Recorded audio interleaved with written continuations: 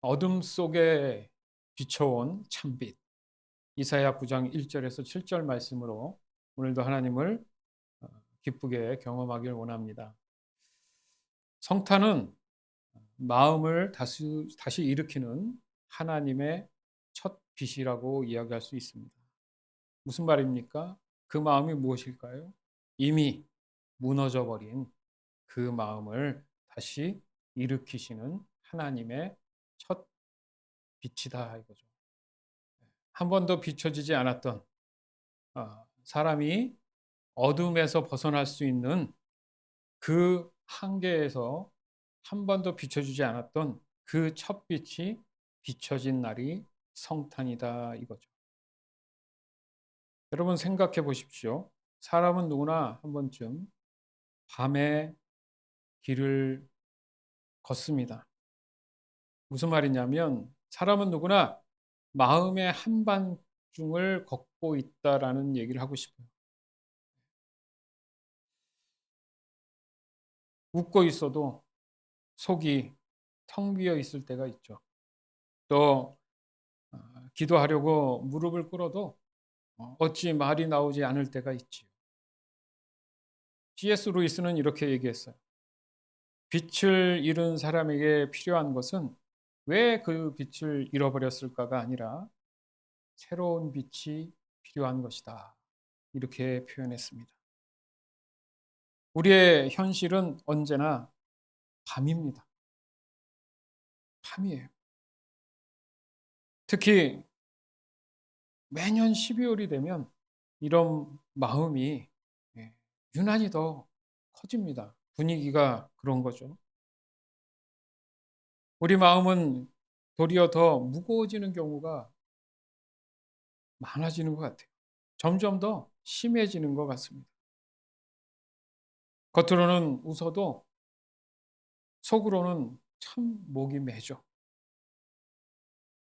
사람들과 있어도 늘 나는 혼자인 듯 생각이 들죠.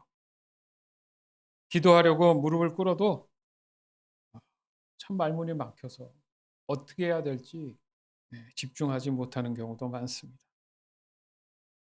어떤 분들은 이렇게 얘기합니다. 올해는 참 버티느라 힘들었다. 또 어떤 사람은 이렇게 얘기해줘. 열심히 해도 도무지 나아지지 않는다. 바로 그런 그 시대에 이스라엘의 성탄의 첫 노래가 울려 퍼진 것입니다. 이사야 선지자는 이 절망 속에서 백성들에게 이렇게 얘기했어요. 흑암에 행하던 백성이 큰 빛을 보았다. 여기서 중요한 사실이 있습니다. 이 빛, 이 빛을 찾는 사람, 그 찾는 사람에게 오는 것이 아니라 빛을 잃어버린 사람에게 그 큰 빛이 온다는 거예요. 어떻게 보면 너무나 당연하죠. 내가 원한다고 해서 이 빛이 오는 게 아니라는 거예요. 오로지 한 분, 하나님의 허락이 있어야 이 빛이 가능하다는 거죠. 즉, 내 의지가 아니라 빛의 주체신 그 하나님께서 우리에게 직접 오셔야 그 빛이 내 안에 들어올 수 있다라는 얘기. 이것이 진정한 성탄의 시작이에요. 즉, 성탄은 준비된 사람들에게 오는 날이 아니라는 거예요. 준비되지 못한 사람들을 향해 오시는 하나님의 전적인 은혜라는 건데, 어떻게 생각해 보면, 정확한 의미에서 보면, 뭘 어떻게 준비해야 될지 우리 스스로는 알 수가 없다라는 거예요. 그 방법조차 없고, 그것을 구할 수도 없기 때문에, 불가능한 상태에 살아왔던 우리에게, 그 무지한 우리에게 그 빛이 비춰졌다는 거기 때문에, 굉장히 그런 의미에서 중요한 날이라는 겁니다.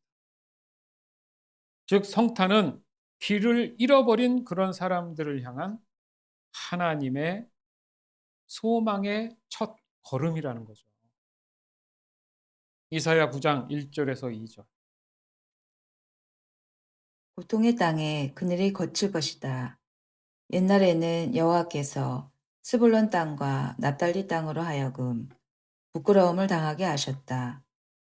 하지만 앞으로는 지승해로 나가는 길과 요단강 건너편, 그리고 북쪽으로는 이스라엘 백성이 아닌 외국인이 살고 있는 갈릴리까지 이 모든 지역을 영광스럽게 하실 것이다. 어둠 속에 살던 백성이 큰 빛을 보고 짙은 그늘의 땅에 살던 백성에게 환한 빛이 비출 것이다. 아멘. 이 글이 쓰여진 그 꽤 오래전에 이 예언, 지중해 애가 나가는 길, 요단강 건너편이라면 바로 아, 지금의 요르단이나 이쪽, 인도 쪽, 그죠? 그리고 북쪽으로 중요한 것은 이스라엘 백성이 아닌 외국인이 살고 있는 그 갈릴리 지역, 유럽이겠죠. 그 모든 지역에 영광이 이른다. 여러분, 복음은 그렇게 전파됐어요, 나중에. 사도 바울에 의해서. 또 열두 제자에 의해서 이 예언이 성취가 되죠. 그러나 핵심이 뭡니까? 어둠 속에 살던 사람들에게 큰 빛을 줬다. 이것을 잘 모르는 사람들은 세상은 반반, 50대 50으로 돼 있다고 생각을 해요. 왜냐하면 아, 선악, 어둠, 빛 이렇게 뭔가 균형이 아닌 균형을 갖고 있다고 생각하는데 굉장히 잘못된 착각이죠. 이 세상은 죄로 인해서 어둠이 시작됐죠. 그래서 그 어둠을 이겨낼 수 있는 것은 유일하게 밝은 빛입니다. 이것은 반반이 아니라 죄로 인한 결과라는 것을 깨닫지 못하기 때문에 그렇게 얘기한다는 것이죠. 즉 이스라엘이 빛을 본 그 이유는 그들이 스스로가 거룩했기 때문이 아니라는 거예요.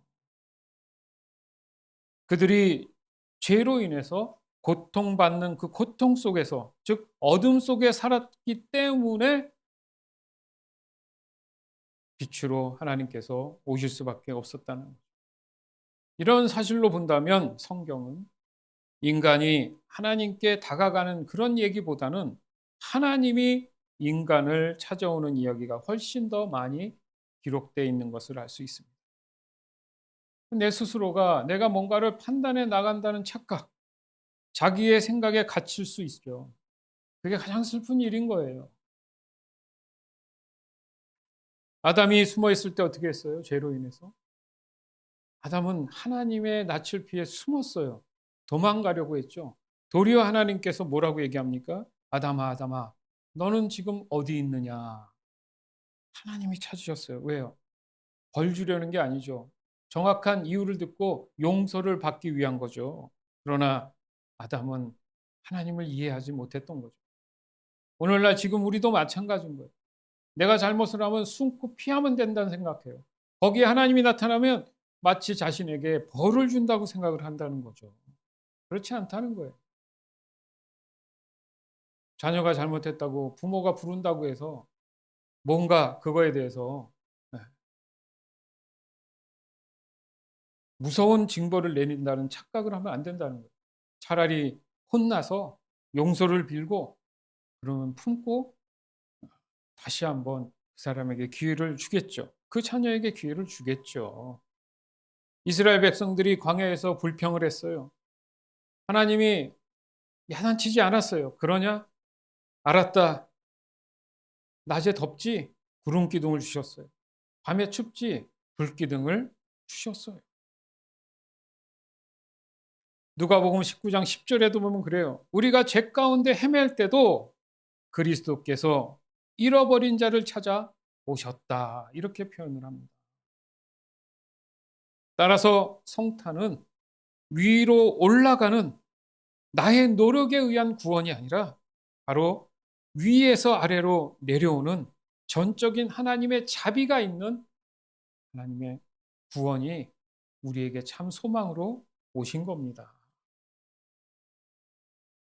우리는 자주 우리의 삶을 지배하는 그 왕을 자신의 필요에 따라 스스로 바꿔갑니다. 어느 날은 두려움이 자신의 왕이 되어, 어느 날은 돈이 왕이 되죠. 어느 날은 깊은 상처가 자신을 지배하는 왕이 됩니다. 또한 어느 날은 죄의 그 욕망이 왕이 돼서 그 사람의 마음을 끌고 다녀요. 질질 끌려다니는 거죠. 그러나 이 성탄은 선언합니다. 너희의 삶의 왕은 예수가 된다. 이 왕, 만왕의 왕이신 이 예수님은 폭력적이지 않아요. 강요하지 않아요. 부드럽고 온유하게 다스릴 것을 말씀하십니다. 존 파이퍼 목사님도 이렇게 얘기해요. 우리가 하나님을 찾는 것이 아니라 하나님이 우리를 찾아오셨다. 이것이 복음의 시작이다. 아멘. 그렇습니다. 바로 믿음이 흔들리고 기도도 부족하고 삶도 깨져 있지만 하나님은 그 모습 있는 그대로 외면하시지 않고 우리에게 빛으로 다가오신다는 것.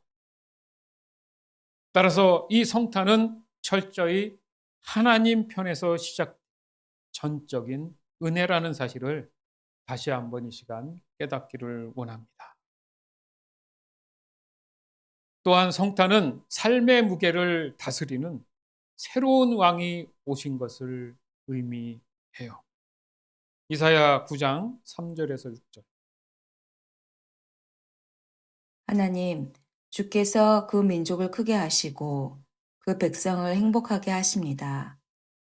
추수할 때에 사람들이 기뻐하듯이 그들이 주님 앞에서 즐거워합니다.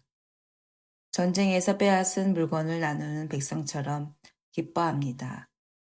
주께서 미디안을 물리치시던 때처럼 그들이 진 무거운 명예를 내려주시고 그들의 어깨를 짓누르던 무거운 막대기를 벗겨주시며 주의 백성을 치던 몽둥이를 없애주실 것이다. 군인들이 요란스런 소리를 내며 신고 다니던 분화와 피로 얼룩진 군복이 모두 땔감이 되어 불에 사라질 것이다. 왜냐하면 우리에게 한 아기가 태어날 것이기 때문이다. 하나님께서 우리에게 아들을 주실 것이다. 그의 어깨 위에 왕권이 주어질 것이다. 그의 이름은 기묘자, 모사, 전능하신 하나님, 영원히 살아계신 아버지, 평화의 왕이시다.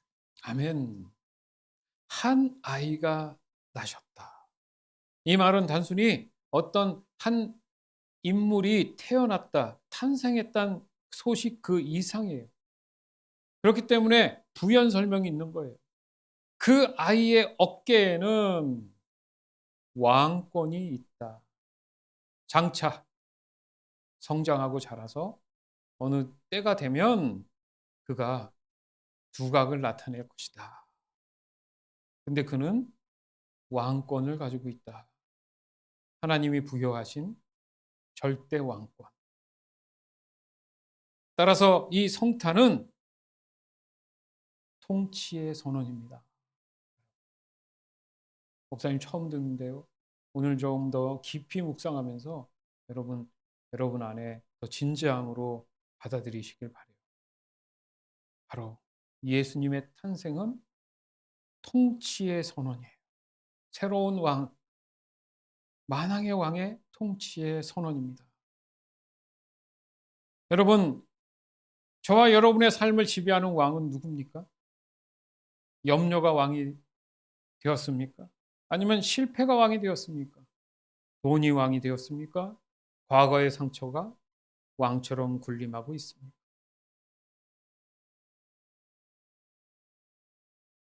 마음과 생각이 늘 불편하고 불안하고 이 모든 것들은 다 어두움으로 인한 죄의 무게들이에요.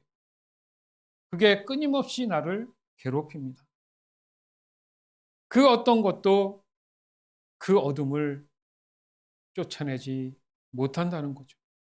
그러나 예수님은 빛으로 오심으로 큰 그 빛으로 인해서 내 안에 왕권을 교체시켜 주시는 거예요. 그래서 표현하기를 평강의 왕, 능력의 왕, 자비의 왕이라고 말씀하십니다.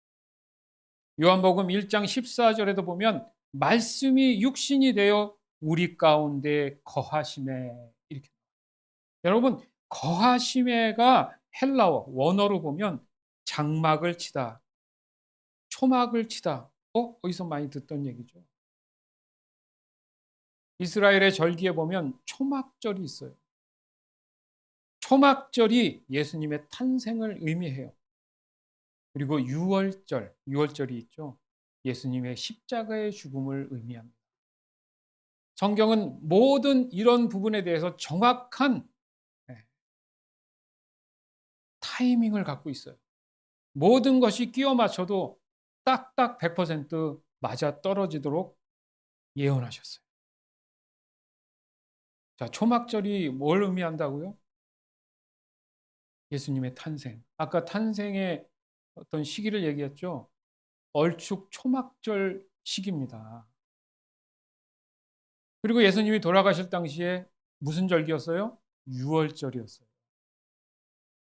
그걸로 추정할 수 있다라는 겁니다. 보네퍼는 그의 통찰을 통해 이렇게 얘기합니다. 성탄을 나는 이렇게 말한다. 하나님은 높은 곳에서 오시는 분이 아니라 아주 낮고 천한 자리로 내려오신 분이다. 왜 이 낮은 자리로 오셨을까? 그래야지만이 그곳에 저와 여러분이 있기 때문이에요. 우리는 종종 겉으로는 단단해 보이지만 속으로는 금이 많이 갈라져 있을 수 있어요. 겉으로는 담대해 보이지만 속으로는 불안에 떨고 있을 수도 있습니다. 그런 내 자신한테 그 자리에 예수님은 이 모든 것들을 압도적으로 해결하실 평강의 왕으로 찾아오신다는 거예요. 즉 성경은 오늘 본문을 통해서 보면 예수님을 뭐라고 표현합니까? 기묘자, 모사, 전능하신 하나님, 영존하시는 아버지, 평강의 왕으로 표현을 해요. 왜 그럴까? 기묘자는 우리가 이해할 수 없는 현실로 인도해 주신다는 거죠. 그래서 오신 게 뭐예요? 오셔서 하신 일이 뭡니까? 병든 자를 고치고 죽은 자를 일으키시고 목마른 자를 그 목을 채워주시고 배고픈 자들에게 배부르게 먹여주시고 사람이 할 수 없는 그 어둠의 영역을 초월해서 하나님의 영역으로 이끌어 주신다는 거죠.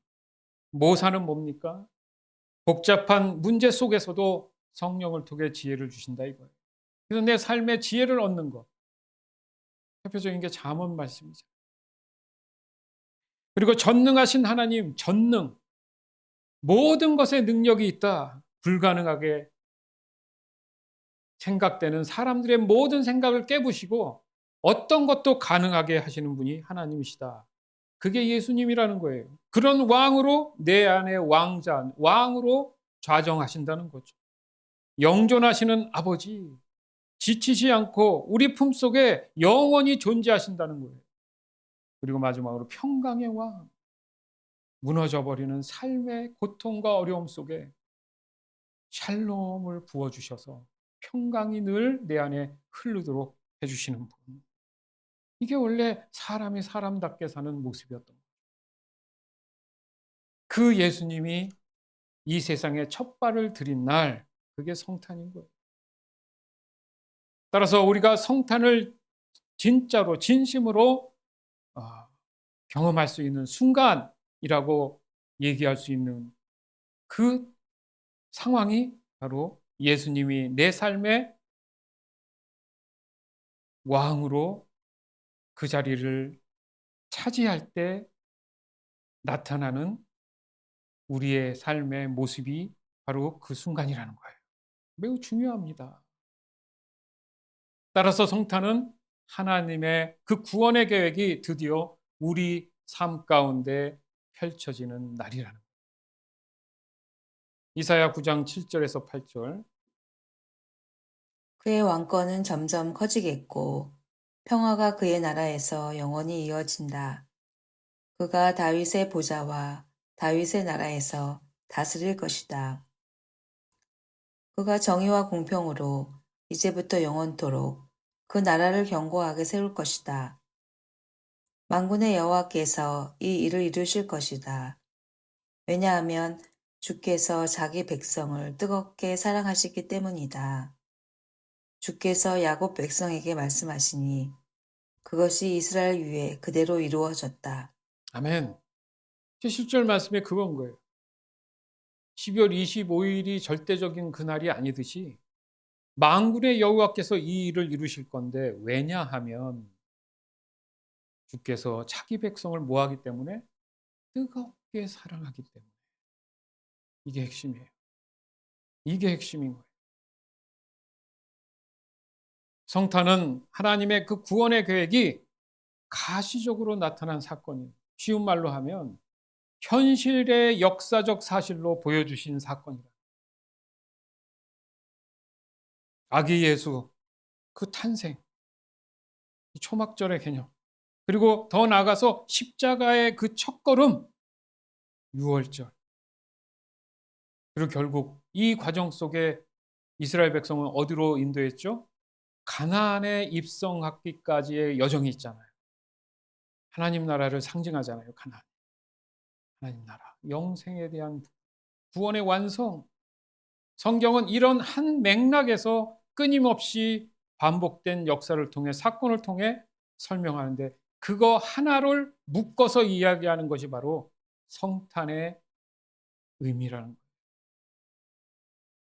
그러니까 어떻게 보면 성탄은 뭔가 두리뭉실한 따뜻한 뭐 그런 것도 있겠지만, 그거보다는 사실상 가장 치열한 영적인 전쟁이 시작되는 첫날이라는 거예요. 뭔가 좀 진지해지십니까?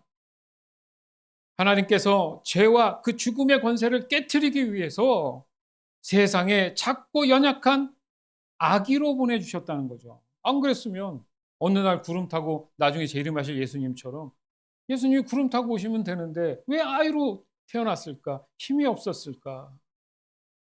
그 생각을 해야죠.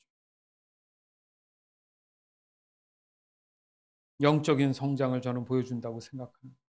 여러분이 예수 믿고 구원받은 이후로 신앙이 성장해서 영적인 나이가 드는 것처럼, 예수님 또한 성경에 보면 그렇게 어린 시절을 보내고 점점 성장하면서 한 12살쯤 됐을 때 그 영적인 그 성장이 키와 함께 자랐더라. 뭐 이런 비슷한 얘기를 본 적이 있어요.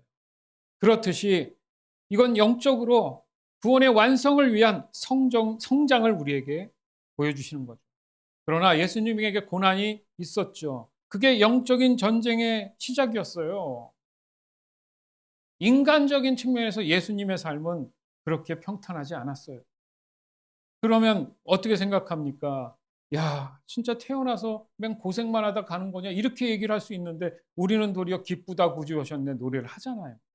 무슨 의미입니까? 기쁜 건 맞아요. 그러나 거기에 따르는 대가가 분명히 존재한다는 거죠. 이것을 빼먹은 채 그냥 나 하나 구원받겠다는 가벼운 기쁨 때문에 우리가 예수님의 탄생을 쉽게 혹여나 생각할 수 있다라는 거예요.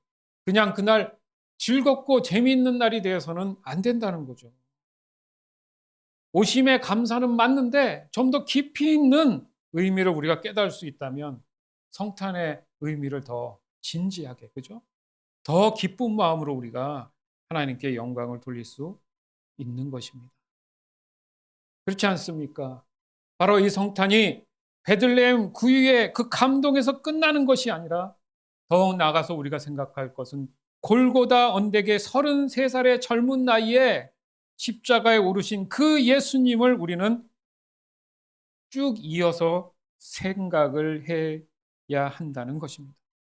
매년 반복되는 이 날, 우리가 왜 이 날을 기념하는지를 다시 한번 돌아보면서 내 신앙도 예수님처럼 성장해 나가고 있는지를 늘 돌아봐야 된다는 얘기죠. 즉 성탄은 대속적 죽음의 시작이에요, 여러분. 성탄은 우리의 죄를 지기 위한 첫 걸음이십니다. 성탄은 구원의 문이 열리는 역사적 순간이라는 거죠. 그렇기 때문에 성탄과 십자가는 절대 분리할 수 없는 거예요. 쉬운 예로 베드로가 예수님이 잡혀갈 그 밤, 잡혀가신 날도 밤이었어요. 새벽, 하여튼 어쨌든 그 어두움에 얼굴이 보이지 않는 그 어두움 속에 로마의 군인들이 카려니도와 함께 예수님을 잡으러 왔을 때 베드로의 그 의욕이 심해서 예수님을 지켜야 된다는 생각 때문에 말고의 길을 자르죠. 예수님이 다시 그 말고의 길을 붙이면서 베드로에게 뭐라고 합니까? 사탄아, 내 뒤로 물러서라. 너가 하나님의 일을 방해한다고 얘기해요.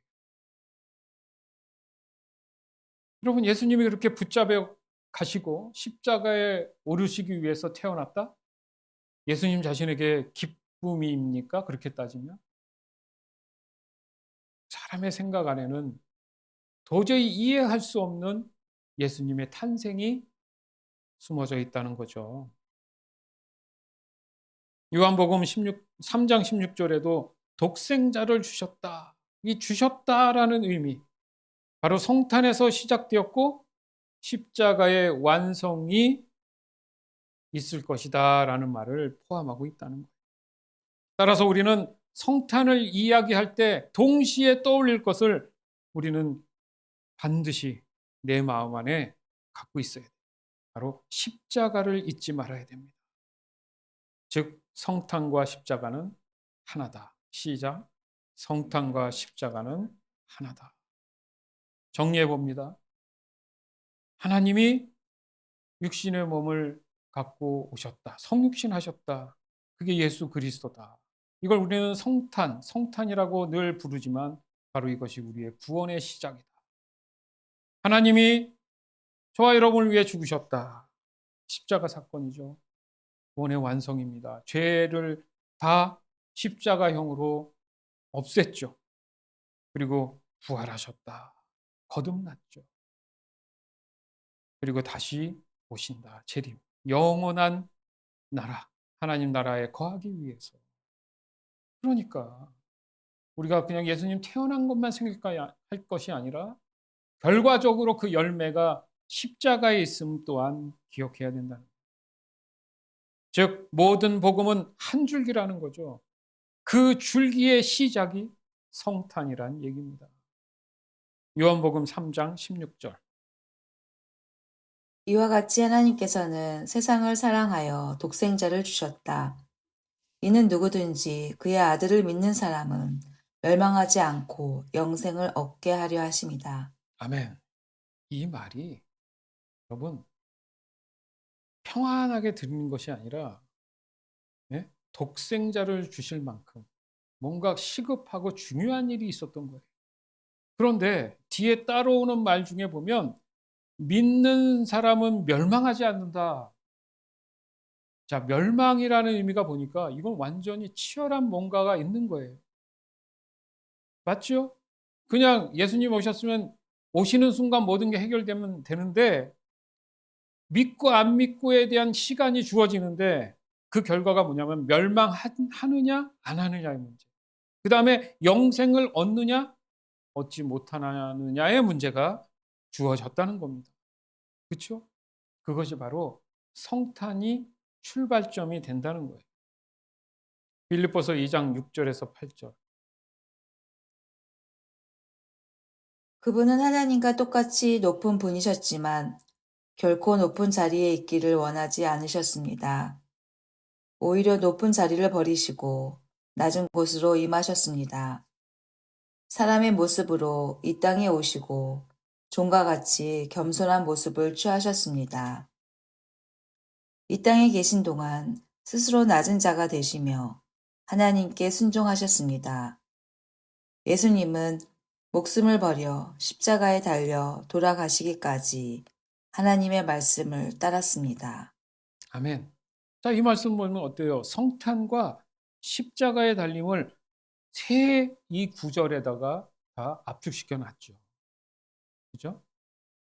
그러니까 우리가 성탄을 기억할 때 예수님이 나 때문에 오셨다는 건 맞지만 더 명확하게 뚜렷한 결과적으로는 그 험난한 영적인 전쟁 속에 결과적으로 승리는 세상의 방법이 아니라 하나님의 방법으로 성취하시려고 했구나.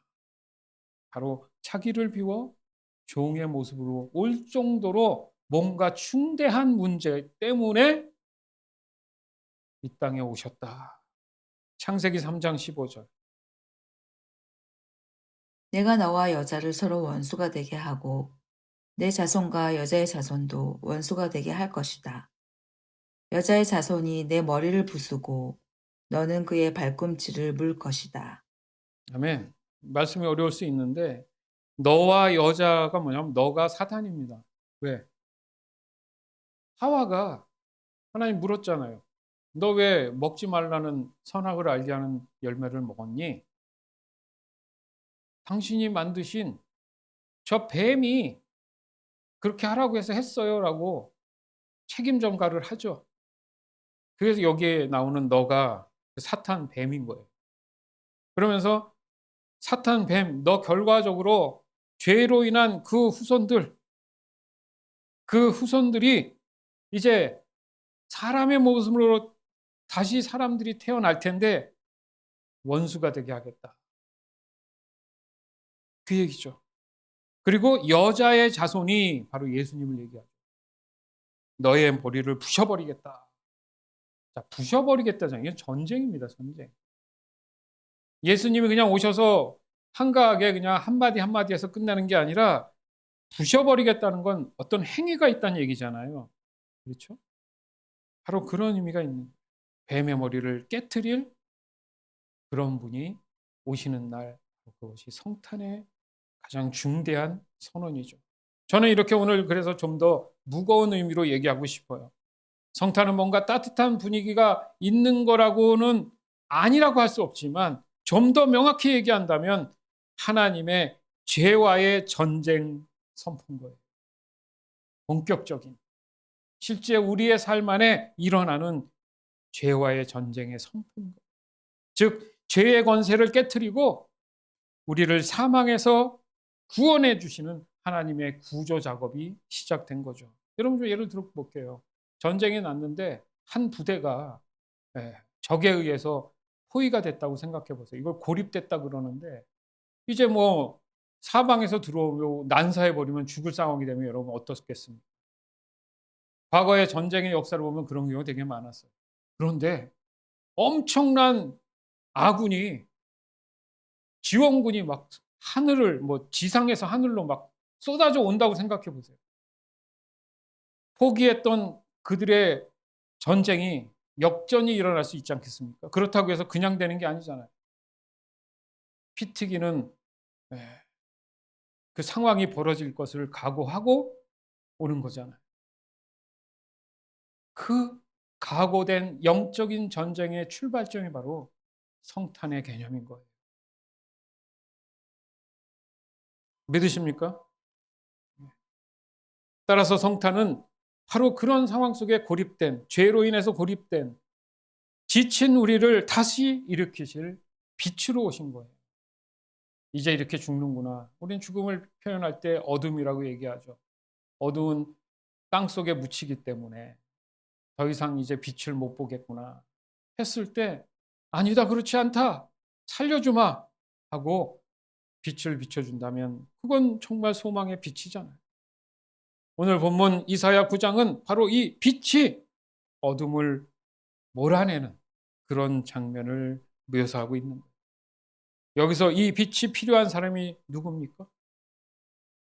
죄책감에 눌린 사람, 실패로 마음이 무너진 사람, 상처와 상실로 늘 눈물을 흘리는 사람, 자꾸자꾸 혼자라고 느끼는 사람, 하나님을 다시 믿고 싶지만 마음에 뭔가 여력이 안 돼서 따르지 못하는 사람, 기타 등등.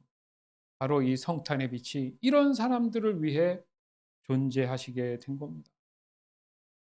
하나님은 이렇게 얘기하실 거예요. 내가 너희에게 오는 것은 너희가 어둡기 때문에 그 어둠을 비추기 위해서 빛으로 온 것이다. 따라서 성탄은 빛을 뭔가 잘 다스리는 사람을 위해서 온 게 아니라, 물론 그런 사람도 없겠지만 빛을 잃어버린 사람들을 위해서 오신 날입니다.